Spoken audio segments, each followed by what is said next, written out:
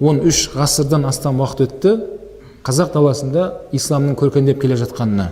Бауырлар, сол ислам дініміз бұл Алланың алдындағы шынайы қабыл болатын дін осы ислам діні.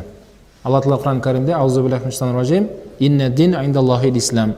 Расында шынымен біліп қойыңдар, Алланың алдында шынайы қабыл болатын дін ол тек қана ислам діні. Қалған дін емес негізінде.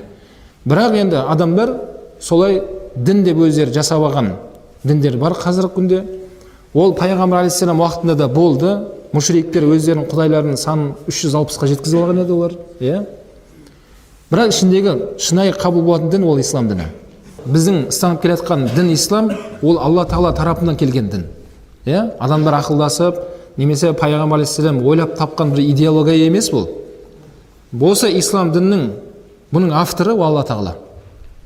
Ал басқа өздерінің дін санап жүрген адамдардың оның авторлары бар. Ол адамның балалары.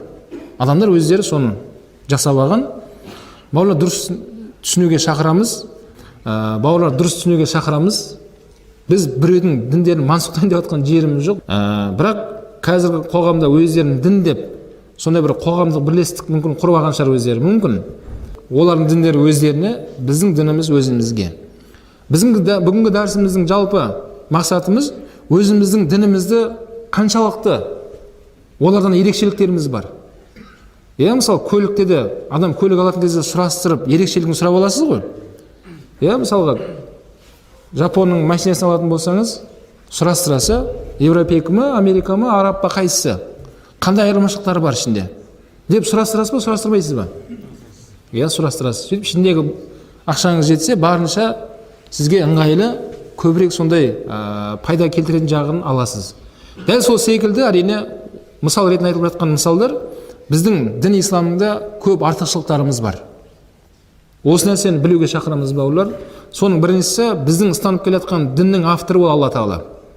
Осы діннің иесі Алла. Оны біз ойлап тапқан емес, біздің бабаларымыз тапқан бір нәрсе емес бұл. Бұның басында Алла Тағала тұр.